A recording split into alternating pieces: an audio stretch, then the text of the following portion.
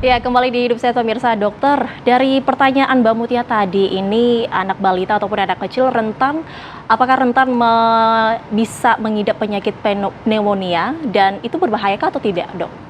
Baik, Mbak Mutia, memang musim kemarin ini ya, kita musim penghujan, pancaroba lah ibaratnya, itu penyakit flu sangat banyak dan terutama anak-anak tuh, Mbak Zega, di bawah 3 tahun ya, Mbak Tita, itu banyak yang terserang.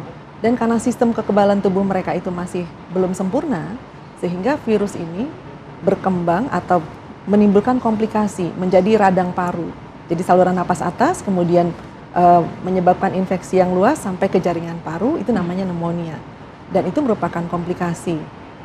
Sebetulnya batita atau anak bayi ya memang menjadi faktor risiko ya, kelompok yang berisiko karena sistem kekebalan tubuh mereka belum sempurna.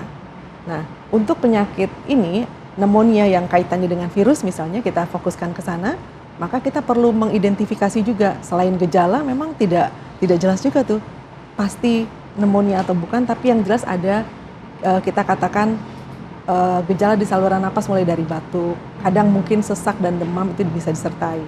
Nah, tetapi selain pemeriksaan fisik ke dokter, ya kita juga perlu melakukan pemeriksaan radiologi atau fototoraks untuk memastikan bahwa ini adalah pneumonia. Okay. Sebetulnya kalau di rumah sakit kita akan melakukan pemeriksaan yang lebih lengkap. Nah, cuma prinsipnya sebetulnya kelompok yang berisiko atau yang rentan inilah yang kita perlu berhati-hati. Termasuk juga kalau seandainya di lingkungan rumah kita ada yang terinfeksi satu, maka ini potensi untuk menular kepada orang-orang di sekitarnya. Dan biasanya kalau orang-orang yang memang daya tahan tubuhnya baik, hidupnya sehat, ya, kemudian dia juga lebih aware dengan masalah hygiene, artinya misalnya pakai masker, kalau keluar di kerumunan atau dia kurang sehat dia juga pakai masker, biasanya tidak akan berat gejalanya. Tetapi pada orang-orang dengan yang tadi kita bilang kelompok risiko orang tua, geriatri karena daya tahan tubuhnya juga sudah tidak sempurna lagi, atau ada penyakit penyerta, termasuk asma, diabetes, obesitas juga jangan lupa. Baik. Itu kita perlu hati-hati. Oke, baik. Nah, Mbak Mutia, kalau boleh tanya nih Mbak, sekarang kondisi kesehatannya seperti apa Mbak? Apa yang dirasakan atau adakah dampak setelah kemarin mengalami sesak napas akibat influenza?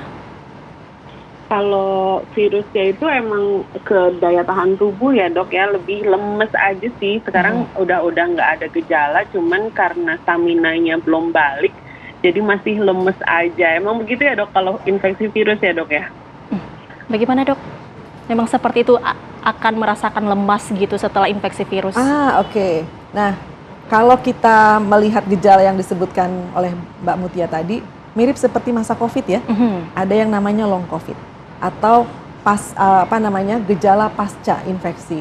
Sebetulnya ini juga relatif, artinya tidak semua orang mengalami keluhan seperti ini, tapi beberapa kelompok memang ada yang sepertinya gejalanya tuh lama hilangnya, lemes, kemudian kayaknya badan tuh masih belum fit begitu ya, batuk-batuk sesekali. Nah, ini yang kita perlu antisipasi.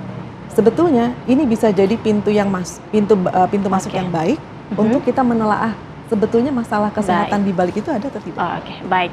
Oke, dok, kita boleh minta tips nih dok supaya terhindar dari gejala pneumonia baik dari flu maupun juga penyakit lainnya, dok. Baik, prinsipnya Mbak Zega dan para pemirsa, kita mengusahakan supaya menerapkan PHBS, perilaku hidup bersih dan sehat. Mulai dari termasuk lifestyle ya, mulai dari makanan kita, makanannya harus bergizi seimbang, jangan terlalu banyak karbo, jangan terlalu banyak makanan yang berminyak, goreng-goreng gitu ya, dikurangi, istirahat yang cukup, dan jangan lupa olahraga juga. Olahraga itu meningkatkan sistem daya tahan tubuh. Untuk kelompok-kelompok atau kita-kita yang boleh dibilang mager gitu ya, atau generasi rebahan, ayo kita olahraga supaya daya tahan tubuh kita lebih bagus. Dan jangan lupa, lifestyle yang berikutnya adalah rokok ya. Merokok ini juga kita perlu sama-sama nih, PR kita bersama di Indonesia untuk mengurangi jumlah perokok.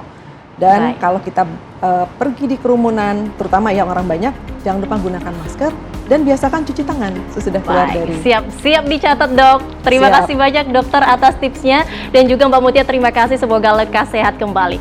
Nah pemirsa, demikian Hidup Sehat untuk edisi 18 Februari 2025 hari ini. Saksikan terus Hidup Sehat setiap hari Selasa pukul 8:30 waktu Indonesia Barat.